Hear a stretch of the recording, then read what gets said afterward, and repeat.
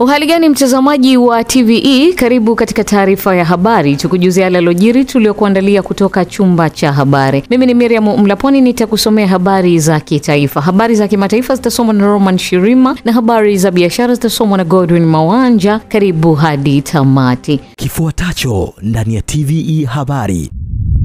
Jeshi la Ulinzi la Wananchi wa Tanzania JWTZ limesema linaendelea kufuatilia kwa karibu hali ya ulinzi na usalama nchini.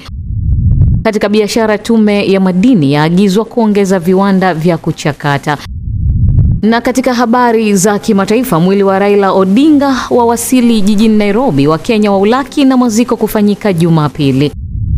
Karibu mtazamaji wa TVE, na moja kwa moja tuanzie kwenye Jeshi la Ulinzi la Wananchi wa Tanzania JWTZ limesema linaendelea kufuatilia kwa karibu hali ya ulinzi na usalama nchini katika kipindi hiki cha kuelekea uchaguzi mkuu utakaofanyika tarehe 28 na 29 Oktoba 2025 kama ilivyotangazwa na Tume Huru ya Uchaguzi ya Taifa INEC na Tume ya Uchaguzi Zanzibar ZEC. Taarifa hiyo inasomwa hapa studio na Goodluck Msola. Katika taarifa iliyotolewa kwa vyombo vya habari na kaimu mkurugenzi wa habari na uhusiano wa JWTZ Kanali Bernard Masala Mlunga, jeshi limeeleza kuwa kwa ujumla linaridhishwa na hali ya usalama nchini, ambapo kampeni za uchaguzi zinaendelea kwa amani na kwa kuzingatia sheria, maadili ya kisiasa, kuheshimiana na kuvumiliana miongoni mwa wagombea na wafuasi wao. JWTZ limevitaka vyama vya siasa, wagombea pamoja na wafuasi wao kuendeleza mazingira ya utulivu ili taifa liendelee kuwa na uchaguzi huru, haki na wa amani, huku likipongeza juhudi za jeshi la polisi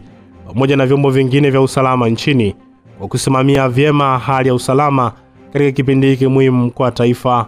Jeshi la Ulinzi la Wananchi wa Tanzania linautaarifu umma wa Watanzania kuwa linaendelea kufuatilia kwa karibu na kutathmini hali ya ulinzi na usalama nchini katika kipindi hiki cha kuelekea uchaguzi mkuu unaotarajia kufanyika tarehe 28 na tarehe 29 mwezi Oktoba mwaka 2025 kama ilivyotangazwa na Tume Huru ya Uchaguzi nchini na Tume ya Uchaguzi Zanzibar.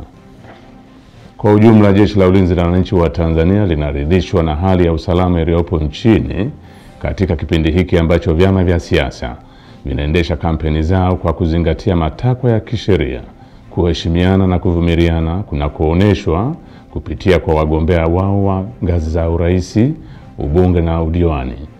Jeshi la Ulinzi la Wananchi wa Tanzania linaviomba vyama vya siasa kuendeleza hali ya amani na utulivu wakati wote wa kampeni, kupiga kura na baada ya kupiga kura. Hata hivyo, JWTZ limeeleza kusikitishwa na ongezeko la taarifa potofu zinazosambazwa kupitia mitandao ya kijamii na baadhi ya watu wanaojiita wanaharakati kutoka ndani na nje ya taifa la Tanzania, wakilenga kulihusisha jeshi hilo na masuala ya kisiasa kwa nia ya kuchafua taswira yake pamoja na kupunguza imani ya wananchi kwa chombo hicho cha ulinzi. Jeshi limewahimiza wananchi wa Tanzania kupuuza taarifa hizo za upotoshaji na kuendelea kuwa watulivu katika kipindi hiki cha kuelekea uchaguzi mkuu.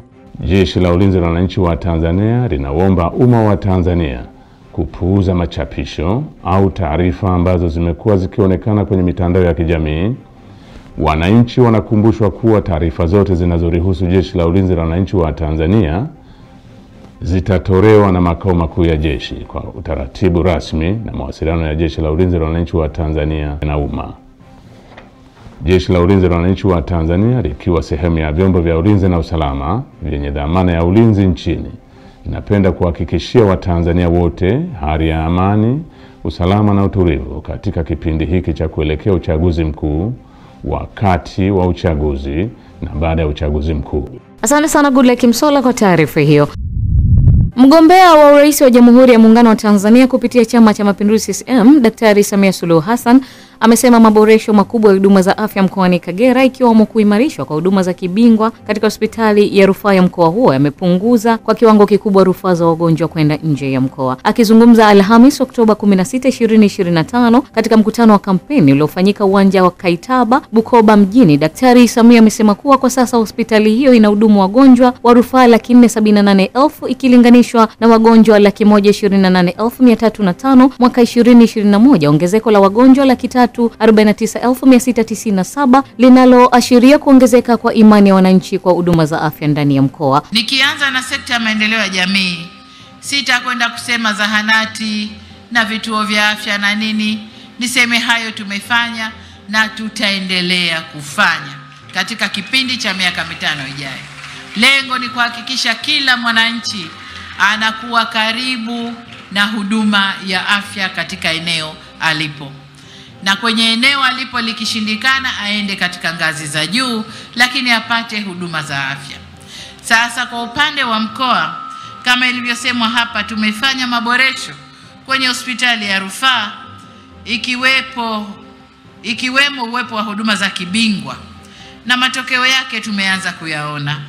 Katika kipindi hiki idadi ya wagonjwa waliotibiwa kwenye hospitali ya rufaa mkoani humu imepanda kutoka 128,305 mwaka 2021 hadi 478,200 mwaka huu 2025. Kwa upande wao, wagombea ubunge wamesema kuwa awali kulikuwa na changamoto nyingi, lakini chini ya uongozi wa Daktari Samia changamoto hizo zimetatuliwa na kuwataka Watanzania kupiga kura ili kuchagua viongozi bora. Katika elimu, wakati unaingia miaka 4 iliyopita, tulikuwa na shule za msingi 85. Leo niliposimama mbele yako tuna shule za msingi 117, likiwa ni ongezeko la shule za msingi mpya 32. Shule za sekondari tulikuwa nazo 20, lakini leo tuna shule za sekondari 28 na nyingine ziko kwenye ujenzi, tunategemea kuzikamilisha katika muda ujao ziweze kusajiliwa.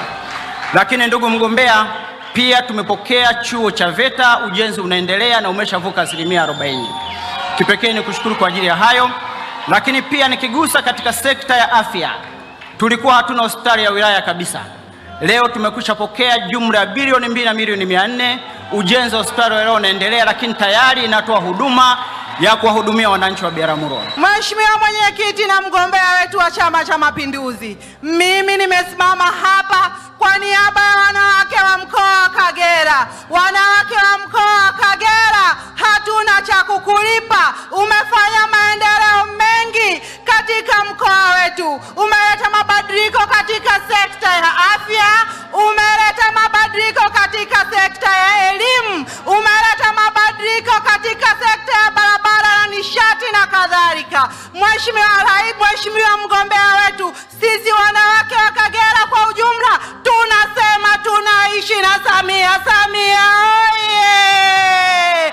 Nao baadhi ya wananchi wameeleza kufurahishwa na jitihada zilizofanywa na uongozi wa mgombea urais na kuahidi kumpa kura ifikiapo Oktoba 29, 2025. Kabla ya Mama Samia tulikuwa tukiteseka na usafiri. Kutoka hapa wote Mwanza ilikuwa masaa 12, masaa 24. Lakini sasa hivi ndani ya masaa 12 akina mama tumefika Mwanza, tumefanya shopping na kurudi. Mama Samia katupatia mitaji. Akina mama tunacheza, tunaringa, tunaneemeka. Mama Samia amefanya kazi nyingi sana ambayo kula kwa kishinda. Wasikae chini, wasikae. Wataumizwa, wasikae. Mgombea wa nafasi ya urais wa Chama cha Mapinduzi CCM, Daktari Samia Suluhu Hassan amehitimisha leo kampeni zake mkoani Kagera, tayari kwa ajili ya kuendelea na kampeni mikoa mingine.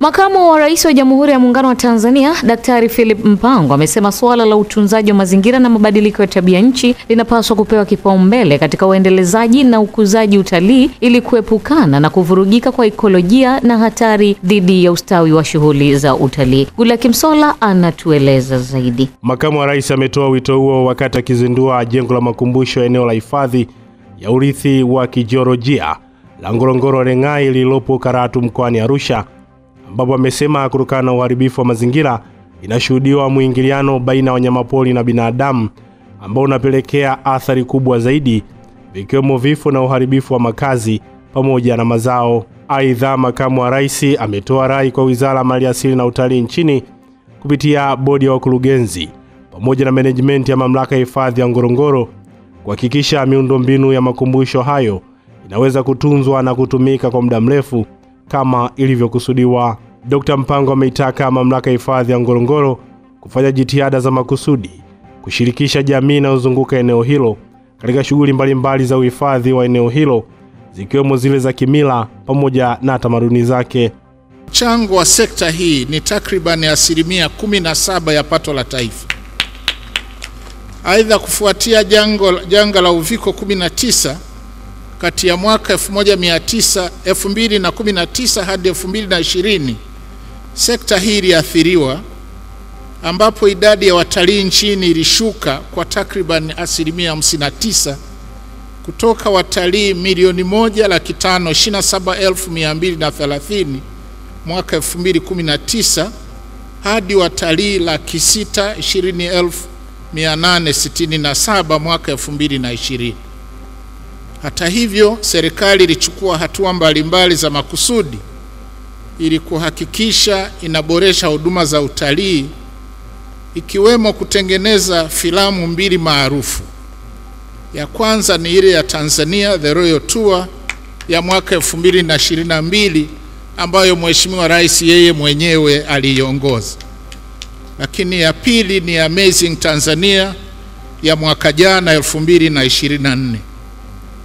Hatua nyingine zilizochukuliwa ni pamoja na kuboresha miundombinu mbalimbali ya utalii, hasa barabara, hoteli, nyumba za kulala wageni, viwanja vya ndege na nyinginezo. Kwa upande wake, Waziri wa Maliasili na Utalii Balozi Dr. Pindi Chana amesema mageuzi makubwa yaliyofanywa katika Wizara ya Maliasili yamepelekea kuimarika kwa sekta ya utalii nchini kwa kuongeza watalii kimataifa kutoka watalii milioni 1.8 kwa mwaka 2023 hadi kufikia watalii milioni 2.1 kwa mwaka 2024, huku akisema kuwa idadi ya watalii wa ndani nayo imeongezeka kutoka milioni 1.9 hadi kufikia milioni 3.2. Mheshimiwa mgeni rasmi, Makamu wa Rais, taasisi za TANAPA na Ngorongoro chini ya uongozi wa Dr. Samia Suluhu Hassan na wakwako tumepata kibali cha kukusanya mapato na kutumia retention kwa 51% katika bajeti ya mwaka wa fedha 25-26. Makofi mengi sana kwa Dr. Samia Suluhu Hassan. Mheshimiwa mgeni rasmi, kuimarika kwa sekta ya utalii kwa kuongeza watalii wa kimataifa kutoka watalii takriban milioni 1.8 2023 hadi kufika watalii milioni 2.1, na idadi ya watalii wa ndani pia kutoka milioni 1.9 hadi 3.2 na kupelekea watalii milioni 5.3. Hii yote ni chini ya uongozi imara wa Mheshimiwa Dr. Samia Suluhu Hassan na wakwako. Kwa kweli tunashukuru sana sana sana. Mradi wa jengo la makumbusho eneo la hifadhi ya urithi wa kijiolojia la Ngorongoro Rengai umegharimu jumla shilingi bilioni 32 na ukiwa umefadhiliwa na serikali ya Uchina. Asante sana Goodluck Msolla kwa taarifa hiyo. Mgombea wa nafasi ya rais wa Zanzibar kupitia Chama cha Mapinduzi ambaye pia ni rais wa Zanzibar na mwenyekiti wa Baraza la Mapinduzi, Daktari Hussein Ali Mwinyi ameeleza kuridhika na hali ya ufanyaji wa biashara katika eneo la Darajani. Recho Chacha anayo taarifa zaidi. Ameeleza kuwa lengo la serikali ni kuliimarisha eneo hilo na kuendelea kujenga zaidi ili watu wote wapate maeneo mazuri ya kufanyia biashara. Rais Dr. Mwinyi amesema hayo alipozungumza na wafanyabiashara na wajasiriamali wa soko la Darajani akiwa katika mfululizo wa kampeni zake na kukutana na makundi mbalimbali kwa ajili ya kuomba kura. Amelitaja eneo jingine ni ujenzi wa maegesho katika eneo la Malindi ili kuondoa taratibu wa kuegesha gari kila mahali, na kueleza kuwa mradi mkubwa wa Big Z utakaojenga maduka pembezoni mwa barabara unakuja ambao utaongeza haiba ya eneo la mjini. Barabara ya kutoka Mnazi Moja mpaka Malindi, hii barabara yetu hii itajengwa upya. Itakuwa ni barabara ya njia 4, kutakuwa kuna kutembea kwa miguu, kutakuwa kuna sehemu ya baskeli, mtafurahi. Hapa patakuwa biashara hasa. Na sisi tukisema tunatekeleza. Maana tulisema tutajenga barabara katika ilani yetu iliyopita kilomita 197, mpaka sasa hivi tushajenga kilomita 1000. Kwa hiyo hakuna shaka katika utekelezaji. Tutatekeleza, na haya yote tunasema huu ni mradi wa Big Z. Kuna barabara hiyo hapo ya katikati, lakini kuna barabara hii ya kwenda Malindi kutoka Mnazi Moja. Amesema serikali itakaa na Chama cha Mapinduzi ambao ndio wamiliki wa kulipatia ufumbuzi suala hilo la kodi ili kuona uwezekano wa kuwapunguzia kodi. Aidha, ameliagiza shirika la umeme ZECO kuweka transformer mpya katika eneo la Darajani ili kumaliza tatizo la umeme katika eneo hilo. Kwenye changamoto zilizosemwa kwenye risala hapa, moja ni kwamba kodi zimekuwa kubwa katika maduka yetu hapa. Tutakaa na hili halimuhusu mwekezaji. Mwekezaji yeye kamaliza kazi yake. Hili linahusu wenye mali ambao ni Chama cha Mapinduzi. Tutakaa tutathmini, tuliangalie kwa kiasi gani tunaweza kuwasaidia wajasiriamali kwa kuwepa unafuu katika kodi ambazo wanalipa sasa hivi. Maeneo ya biashara yaongezwe, naam, hili nimeshalisema, na kote huku tutahakikisha kwamba tunajenga maeneo mazuri ya kufanyia biashara. Biashara isifanywe holela, watu wasifanye chini biashara. Hata ambapo hakuna duka, basi kuwe kuna meza za kisasa nzuri ambazo zina haiba, watu wafanye biashara. Wakiwasilisha risala yao, wafanyabiashara wa Darajani Soko wameeleza kunufaika na mageuzi makubwa yaliyofanyika katika eneo hilo, ikiwemo mazingira mazuri ya ufanyaji biashara. Asante sana Rachel Chacha kwa taarifa hiyo. Ofisi ya Mwanasheria Mkuu wa Serikali imesema itaendelea kufanya upekuzi na uchambuzi wa kina wa mikataba yote ya uwekezaji inayoingia nchini ili kuhakikisha inalinda maslahi ya taifa na kuleta manufaa endelevu kwa Watanzania. Mwanahabari wetu Rachel Chacha ameandaa taarifa hiyo. Kauli hiyo imetolewa Alhamis Oktoba 16 jijini Dar es Salaam na Naibu Mwanasheria Mkuu wa Serikali Samuel Maneno wakati akizungumza katika kikao kazi kati ya Ofisi ya Msajili wa Hazina, Ofisi ya Mwanasheria Mkuu wa Serikali, Ofisi ya Wakili Mkuu wa Serikali na Ofisi ya Mwandishi Mkuu wa Sheria ambacho kimefanyika Kibaha mkoani Pwani katika Chuo cha Uongozi cha Mwalimu Nyerere. Sekta hizi za umma zinafanya shughuli zake kwa mujibu wa sheria, na sheria hizi ambazo ndizo zinasimamia uwekezaji huu ndizo ambazo Ofisi ya Mwanasheria Mkuu wa Serikali inazitumia kutoa ushauri kwa serikali. Sasa yapo mambo mengi ambayo tumekubaliana tuyape kipaumbele tukiwa tunatazama dira 2050 na katika kuvutia uwekezaji wa sekta binafsi hapa nchini na nafasi ya mashirika ya umma na hasa Ofisi ya Msajili wa Hazina katika kutimiza lengo hilo ambalo serikali imeliweka katika kipindi cha miaka 25 ijayo. Kwa upande wake, Wakili Mkuu wa Serikali Dr. Ali Pose amesema zaidi ya asilimia kubwa ya mashauri yanayopokelewa na ofisi yake yanahusu taasisi na mashirika ya umma yaliyo chini ya Msajili wa Hazina, jambo ambalo limekuwa likikwamisha uwekezaji na ukuaji wa uchumi kupitia taasisi hizo. Kuna swala la dira ya taifa. Ningependa pia na hili pia tuliangalie.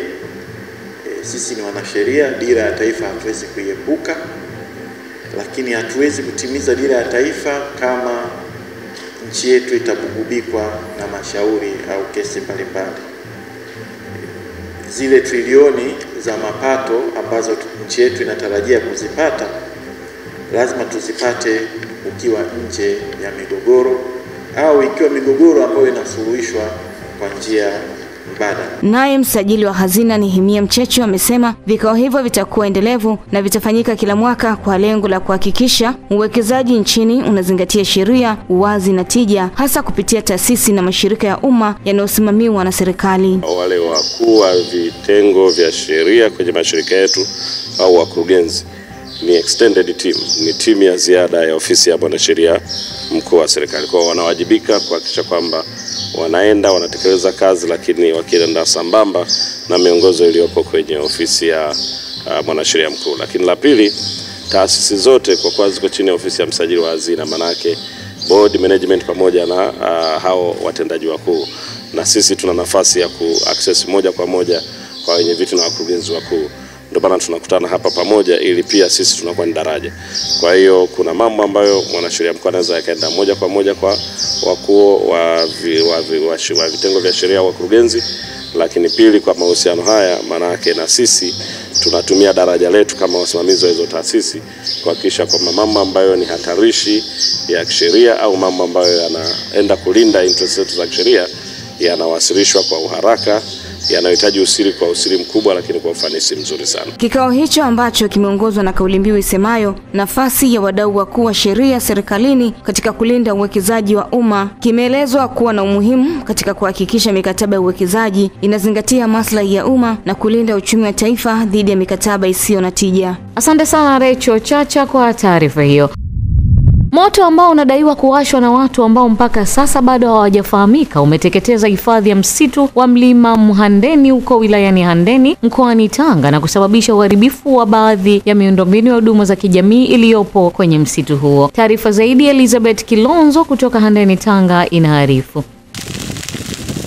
Msitu huo una ukubwa wa zaidi ya hekta 500 ambapo mpaka sasa tayari moto huo umeshateketeza sehemu kubwa ya msitu huo wenye miundombinu ya maji, umeme pamoja na mawasiliano ya simu. Na hapa muhifadhi wa misitu wilaya ya Handeni Enoch Mgumi anaelezea hali hiyo. Tumeshirikiana na wananchi wa kuweza kuzima moto huu ambao tumeweza kupata ushirikiano mkubwa na mitaa ambayo inazunguka msitu huu. Kwa hiyo tunaendelea kupambana nayo na tunatumaini kwamba moto huu tutamaliza na utaweza kutulia. Eneo lililoathiriwa zaidi ni maeneo ambayo yana miundombinu ya nguzo za umeme pamoja na mawasiliano ya minara, japo kule moto hujifika kabisa juu kwenye minara ya simu, ila tunapambana nao ili usifike maeneo hayo. Baadhi ya viongozi wa serikali ya mtaa Kileleni wamesema msitu huo umekuwa ukiteketea kwa moto kila mwaka na kwamba elimu pamoja na hatua zaidi zinahitajika ili kukomesha vitendo hivyo. Mlima huu kila mwaka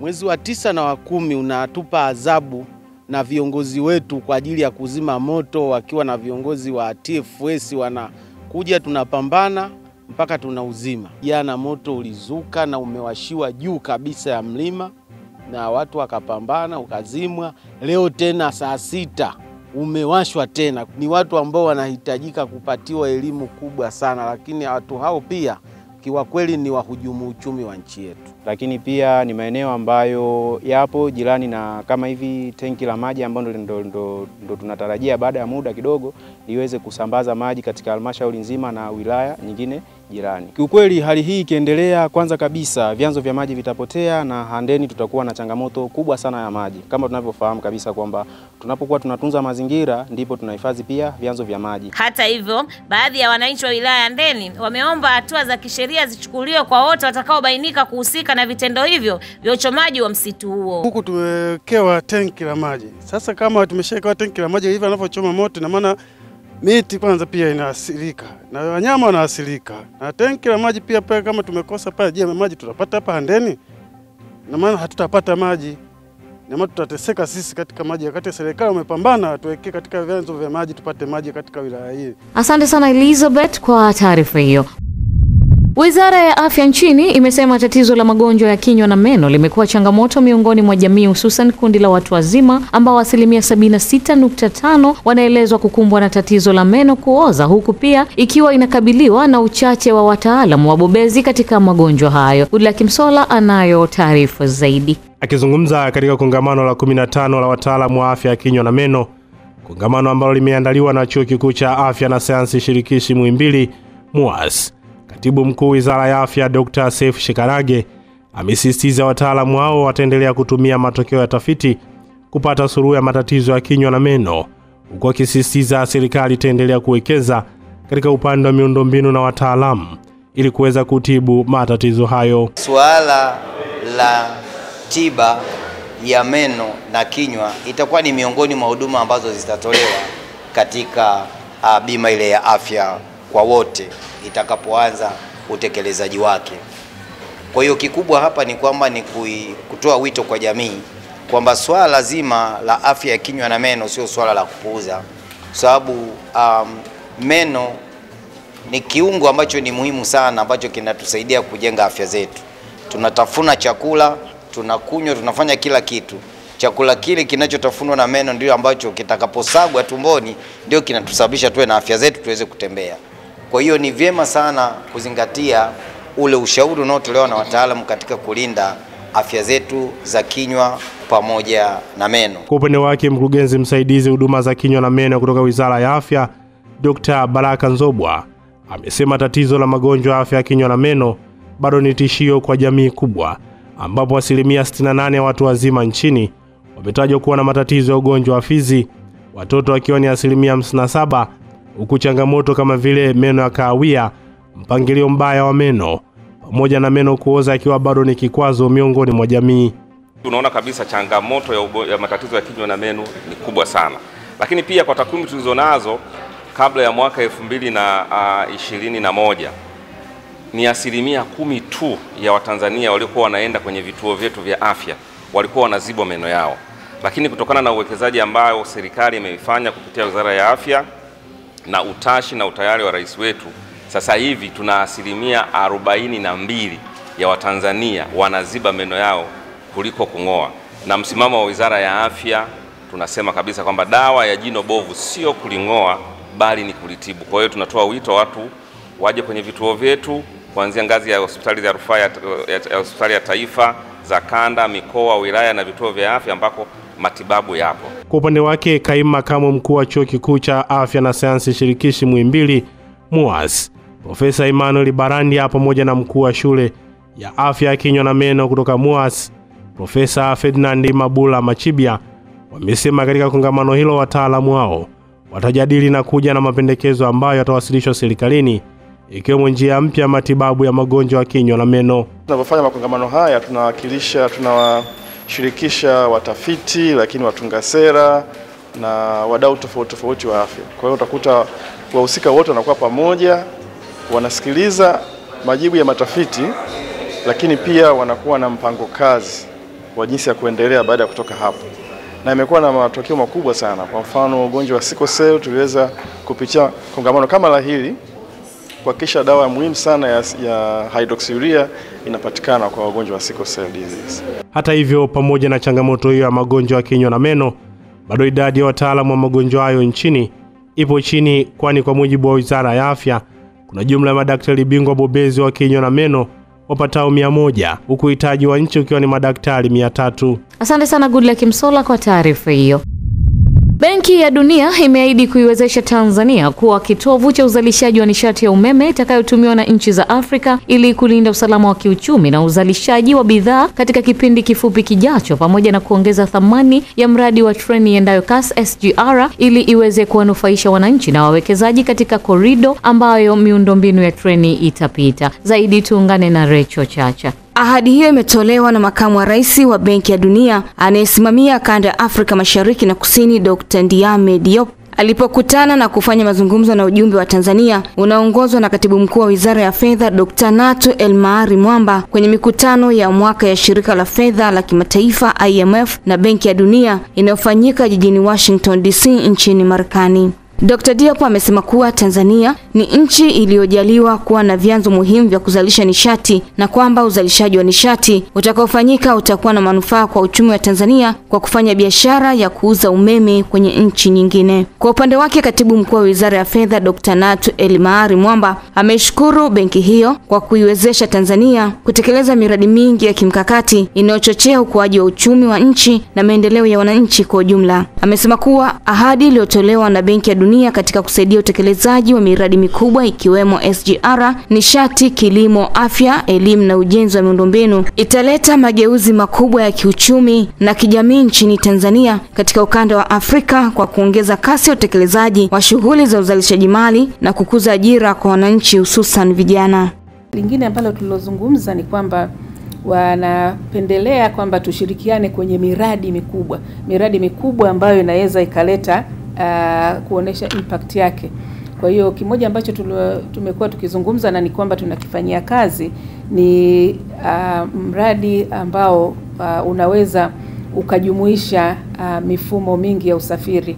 Kwa hiyo kama unaanzia kuanzia poti ya Dar es Salaam unaunganika kwa SGR mpaka SGR inapokwenda kwenye mipaka yetu. Lakini sasa kwenye ile corridor, kwenye kila yani kutakuwa na mambo mengi ambayo yanaweza katokea, na hapo tunaweza tukapata support ya kuweka mifumo mingine ya usafirishaji ambayo inaunganisha kwenye SGR.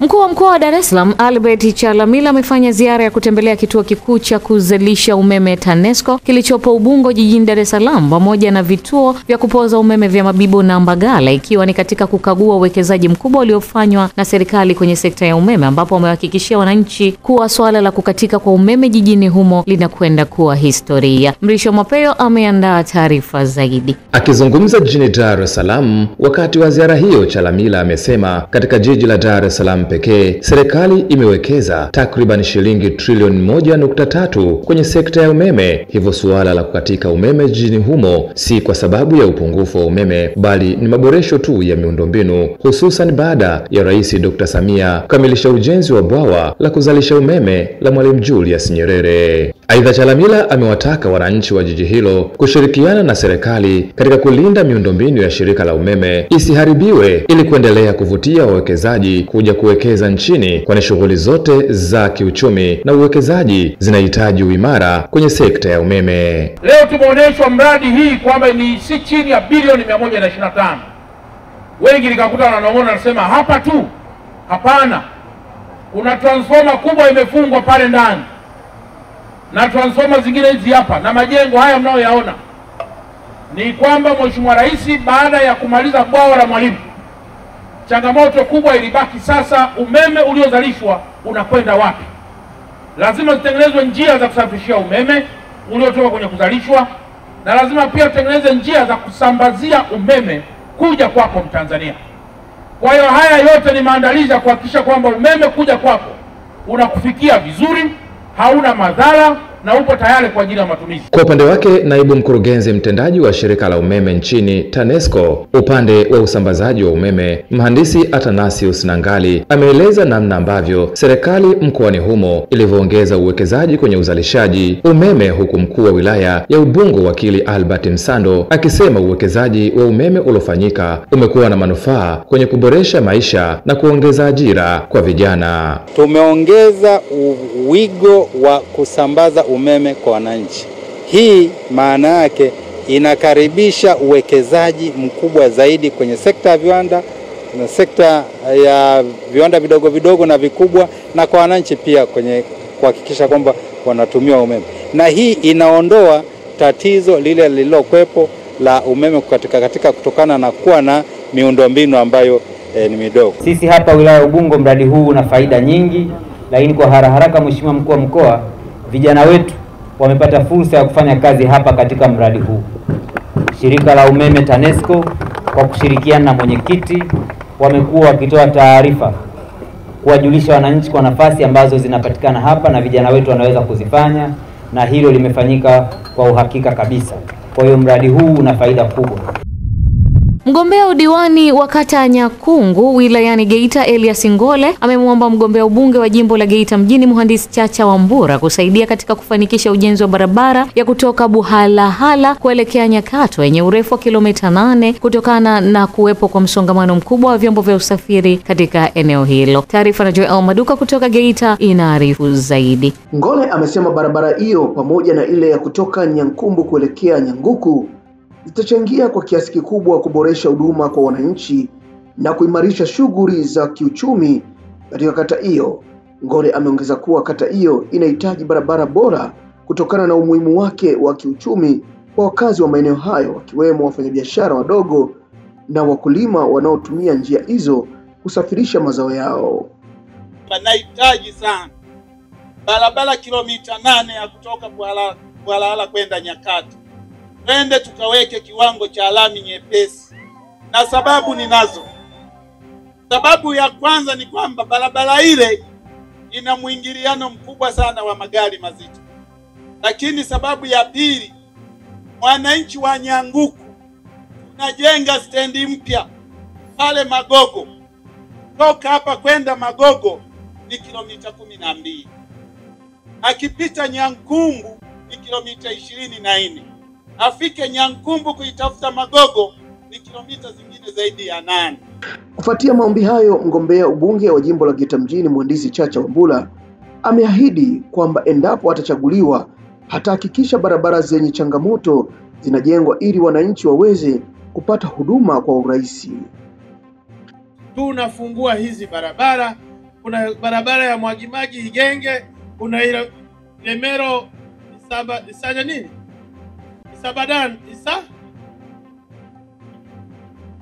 Isabanda. Jamani, amfajui Isabanda. Ishina mwenda Ramuizo. Tunataka tufungua hiyo barabara. Lakini kuna shina mwenda Wavu. Unaifahamu hiyo barabara? Mheshimiwa diwani ameshaniambia, na mimi niwahakikishie, hata kama ni kwa greda yangu, hata kama ni greda ya kukodi, tunaenda kuhakikisha tunafungua hizi barabara zote. Nao baadhi ya wagombea udiwani wa viti maalum wamewaomba wananchi kujitokeza kwa wingi kushiriki katika uchaguzi mkuu wa mwaka huu, wakisisitiza umuhimu wa kuchagua viongozi watakaowaletea maendeleo. Na kitu kingine msichokijua, na majembe. Diwani huyu ni diwani niliyefanya naye kazi ndani ya miaka mingapi? Na kati ya madiwani, hili ni jembe. Hili ni jembe. Na mwenye macho haambiwi tazama, na mwenye masikio anasikia. Kwa hiyo watu wa Nyanguku, kama ni diwani tunaye, kama ni jembe tunalo. Tuwalika zote, wazee, vijana pamoja na watoto. CCM oye! Kwa hiyo niwaombe sana, tarehe 29 Nyanguku, msituangushe Chama cha Mapinduzi. Tunawaomba sana kura zenu zikajae kwa Chama cha Mapinduzi.